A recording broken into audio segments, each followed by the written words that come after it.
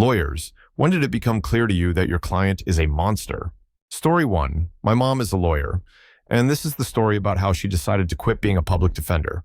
When you are a public defender, you don't get to choose your cases, and one particular case pushed her beyond her limits. She was assigned to defend a young man who, along with his girlfriend, had responded to a free to a good home ad for a kitten. They brought the kitten home, not to care for it, but to give it to their dog as a chew toy. They even filmed the gruesome act. The sheer cruelty and callousness of the crime were too much for her to handle. After every meeting with this client, she felt the need to take a shower, as if trying to wash away the contamination of his presence. Once the case concluded, she canceled her public defender contract. She couldn't continue in a role where she might be forced to defend such horrific actions again. Hardcore animal abuse is often a significant indicator of someone who might go on to commit even more severe crimes, such as murder. It is textbook psychopathic behavior, and dealing with such individuals was something my mom decided she could no longer do. Story 2. In my line of work, you encounter all sorts of people, but some cases leave a particularly bad taste in your mouth. We had a client, a 57-year-old man, who wanted to enforce a post-employment restraint against a 19-year-old receptionist. She had recently quit and started working for a competitor. On the surface, it seemed like a straightforward issue, but the reality was far more disturbing. He confided in us his true motive. He wanted to make her life miserable because she had refused to sleep with him. This wasn't just a case of a disgruntled employer. It was about a creepy old man trying to punish a young woman for rejecting his advances. The reason she had quit in the first place was because of his persistent, unwanted advances. Despite our advice to drop the claim, he insisted on pursuing it. His vindictiveness and lack of remorse were palpable. We eventually decided we couldn't continue representing him and sent him to another firm. The entire ordeal was a stark reminder of the lengths some people will go to exert control over others, using the legal system as a weapon for their personal vendettas. Story 3. I'm not a defendant, but I've dealt with some difficult cases as a divorce lawyer. One client in particular stands out, a woman in her late 30s with 2 kids and an idyllic suburban life. Her husband had an incredibly lucrative medical profession. It seemed like the perfect life, but everything unraveled when he caught her cheating. He discovered her infidelity on his birthday, no less. He had come home early to surprise her, only to find her in their bed with a 19-year-old while the kids were downstairs. Despite this, he wanted to patch things up. She, however, decided on a divorce. So far, it seemed like a tragic but not uncommon story. Then the details started to emerge, and it got much worse. The husband had been treated for gonorrhea twice, both times contracted from her. The second child wasn't his, which was obvious because the child was 100% a different race. But that wasn't the worst of it. She had been carrying on multiple affairs, dozens at any given time, spanning years. She would bring her lovers home, introducing them to her kids as electricians or plumbers. She'd even meet up with other men within minutes of dropping her kids off at school. Meeting her was like meeting pure manipulation in human form. She openly admitted how much her husband loved her and how she had manipulated him repeatedly. Every time he found out about another affair, he tried to win her back, completely unaware of the extent of her deceit. Handling her case was a nightmare. The more I learned, the more I realized some money just isn't worth it. Story 4. I work in civil defense, so my stories might not be as thrilling as those from crime defense attorneys. Some of my work involves employment defense, particularly cases of sexual and age harassment and discrimination. Over time, I've grown pretty cynical, having seen many plaintiffs who seem to fabricate their claims, especially in harassment and discrimination cases. One case, however, completely blindsided me. I was defending a company and its manager jointly. The manager struck me as a straight-up guy, and I take pride in being a good judge of character. From the outset, I was convinced this was just payback from a disgruntled employee. To my credit, the plaintiff, a 38-year-old woman, was reported to be a poor employee by all accounts. But nothing prepared me for what I uncovered during a review of every email the company had stored on its servers. This manager, who I had believed was innocent, had not only stuck his hand down this woman's shirt without consent, but also threatened to fire her and ensure she never got another job if she reported him to HR. This woman was a single mother with 3 kids. The evidence didn't stop there.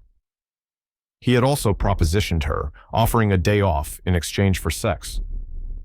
He thought these incriminating emails had been wiped, relying on the company's 1-year retention policy. However, some older emails had remained on a server from before this policy was implemented due to the migration from an outsourced IT company. Given this damning evidence, I had to substitute out of the case due to conflict reasons.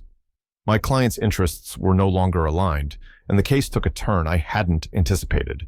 It was a harsh reminder that sometimes the truth can be far more shocking than any initial cynicism. Story 5. As a lawyer for people on death row, I've encountered clients who have been convicted of truly horrific crimes, the kind that can induce nightmares. Yet, not once have I thought, this person is a monster. My thoughts are often much different. First, I think about how to impress upon my own child the dangers of drugs like methamphetamine, as I've seen firsthand how psychosis can wreak havoc on a person's mind and life. The reality of drug-induced psychosis is terrifying and all too real. Second, I feel an overwhelming sense of gratitude for the family I was born into.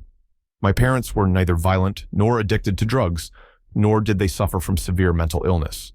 Many of my clients, on the other hand, have not been so fortunate. Their lives have been shaped by circumstances beyond their control, leading them down paths of destruction. Third, I often reflect on how differently things might have turned out if my clients had access to mental health services before they found themselves in prison.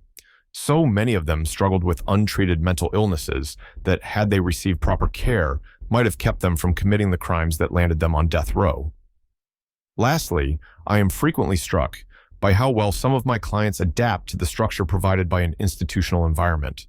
On the outside, they were completely dysfunctional, but within the confines of prison, they find a semblance of stability and order. Perhaps it's due to my own religious beliefs and analytical nature, but the notion that some people are inherently bad or monstrous has never resonated with me. My experience has shown me that context, upbringing, and access to support systems play crucial roles in shaping a person's actions. Understanding this makes it impossible for me to view my clients as mere monsters. Instead, I see them as complex individuals shaped by their environments and experiences, deserving of compassion and understanding. Story 6. Like always, I'm not answering the specific question, but I doubt you're going to have legitimate lawyers perusing Reddit and sharing their cases. It seems like a very fine line of confidentiality to cross when telling internet strangers about things that happened in the courtroom. So here's my story. My ex-aunt has been through about 10 lawyer teams in her 8-year-long custody battle.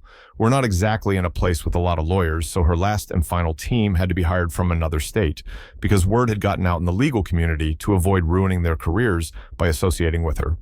She's filed every kind of CPS, CYS injunction, accusing our entire family of assault and touching kids, just to draw this out as long as possible.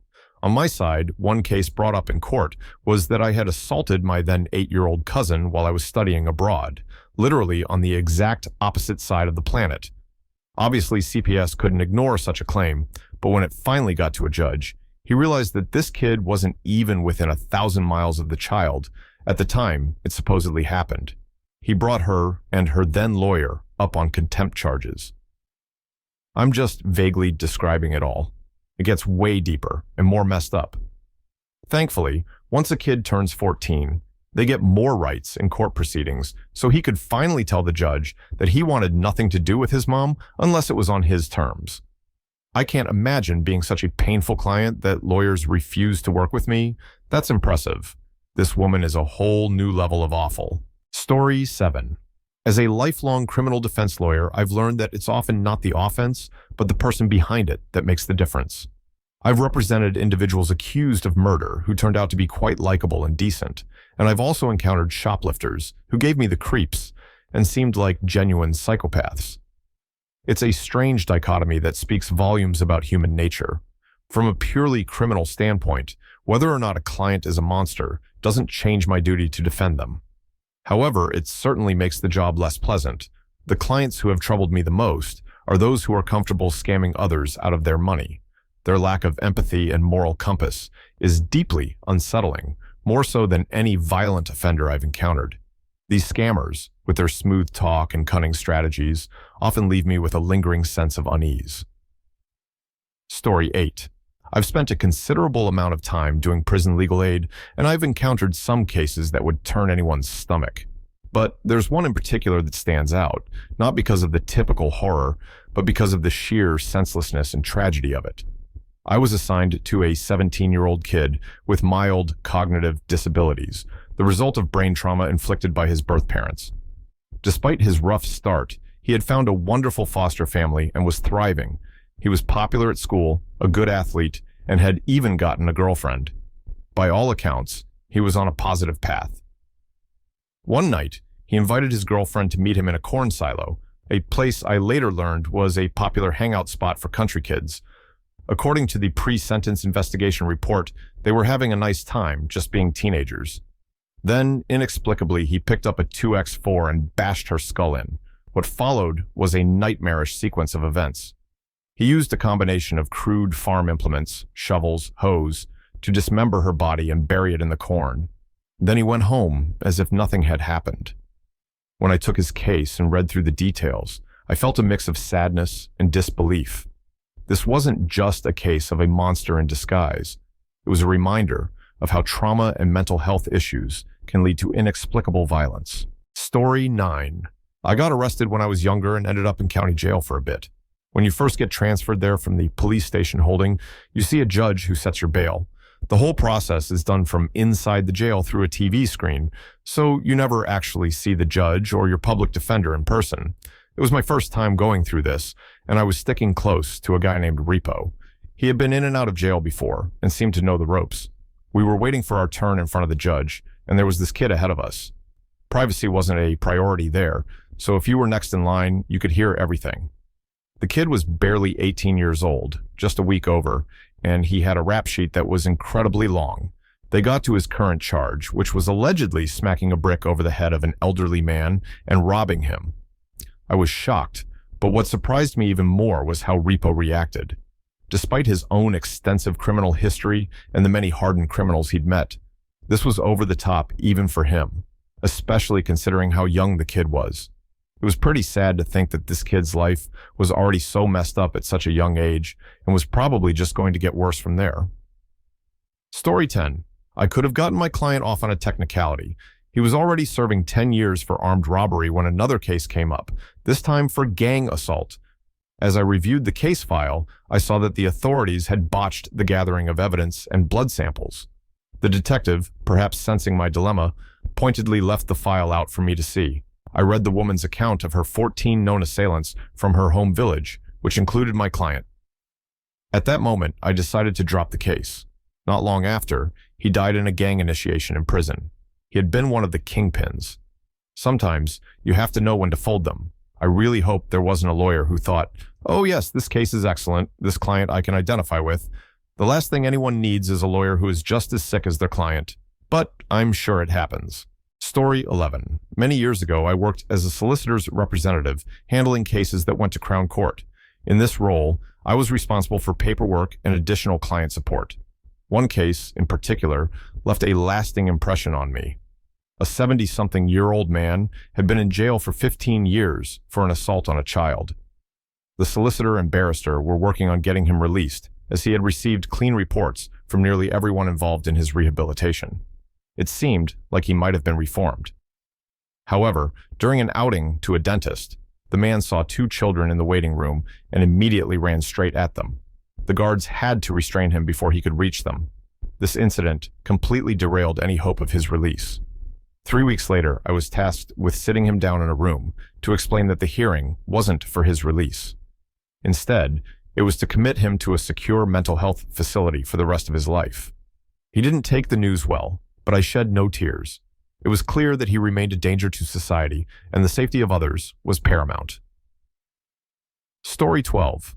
I remember the day I met him, another defendant accused of domestic violence. He had allegedly thrown his girlfriend out of a second-story window. His record was far from clean, but in my line of work, that's not unusual. His attitude reeked of entitlement, a trait I had become all too familiar with among my clients. Yet, he understood the legal process and seemed to want a plea deal, which was promising. The state offered a plea deal with no jail time, considering there were 5 eyewitnesses, but he flat out refused. I was baffled. This offer was as good as it gets for someone in his situation. He wasn't interested in avoiding jail. His concern was something far more appalling. He leaned in, his voice dripping with disdain. I ain't paying that girl's bills. Tell them I'll pay for the window. It was a moment of revelation. The prosecutor was furious, and I was left speechless. This wasn't just a case of a man making a mistake. This was a person devoid of any empathy, someone who viewed a human being's suffering as less significant than a broken window. Story 13. As a criminal defense lawyer, there have been several instances where I was completely disgusted with my client. Instance 1. I was defending a client in a DUI case. The government had made a procedural error right before the trial, and we won the case. As we were leaving the courtroom, my client embraced me in a hug, and the stench of alcohol hit me like a punch. He had driven himself to court, drunk. I took his keys and called his mother.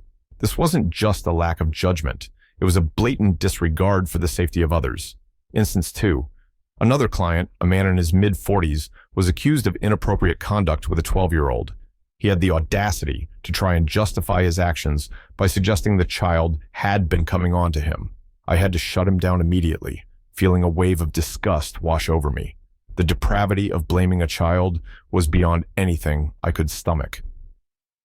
Instance 3. A woman accused of grand theft was in my office. I stepped out to get some documents copied, and when I returned, my sunglasses and car keys were gone. I confronted her in the lobby, made it clear that I would not represent her anymore, and demanded my belongings back. She emptied her pockets, reluctantly handing over my things. It was a moment of clarity. Some people truly cannot be trusted. Instance 4. A man who had just been released after 25 years in prison for murder contacted me. On the same day of his release, he assaulted his prospective landlord, boasting later about how he hit the man so hard his eyeball popped out. Unrepentant and laughing, he embodied the worst kind of criminal. I took his case to trial, knowing deep down he deserved to be back in prison. Unsurprisingly, we lost, and he received the maximum sentence, another 10 years. Instance 5. One client pretended to be a doctor to sell steroids. According to the government, he convinced numerous clients that his steroids could cure their cancer. They paid him hundreds of thousands of dollars, and some of them died. The sheer evil of exploiting critically ill people for profit was beyond comprehension. This was a crime that went from absurd to profoundly tragic, revealing the darkest aspects of human nature.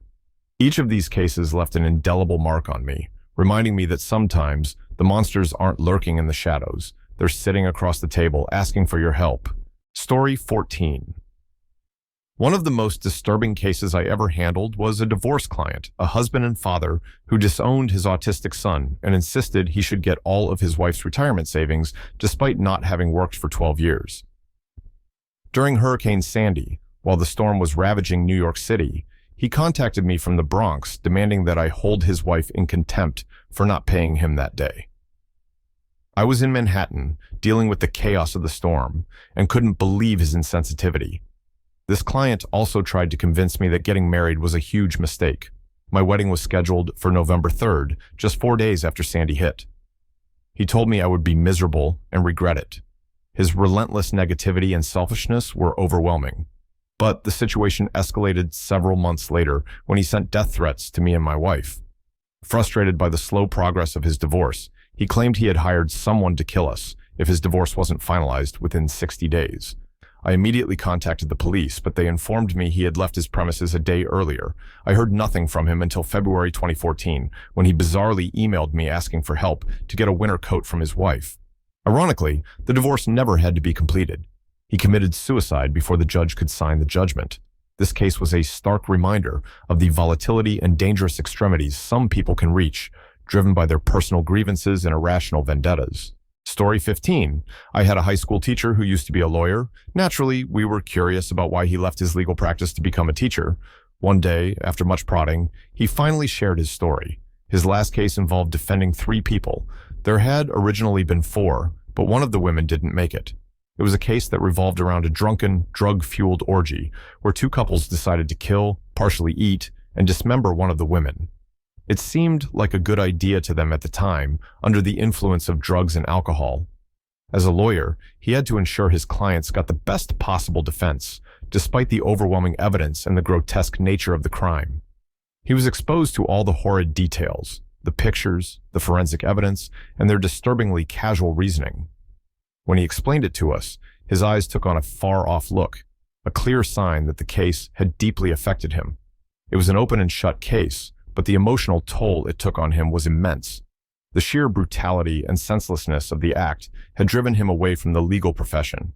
He chose to teach instead, finding solace in guiding young minds rather than defending those who had committed such unimaginable acts.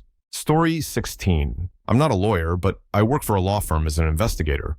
One of our clients had stabbed an ex-lover multiple times over $100. After the attack, he ran out of the house, covered in blood.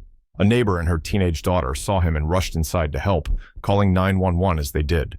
The victim was still alive when the 911 call was made. You could hear the mother singing Amazing Grace while trying to stop the bleeding, and the victim, with a stab wound in her neck, gurgling blood as she tried to sing along. EMTs arrived in under 3 minutes, but it took the police 19 minutes from the call to show up and clear the scene for them. She lived for 17 minutes. I saw the photos of the scene with the body still in place.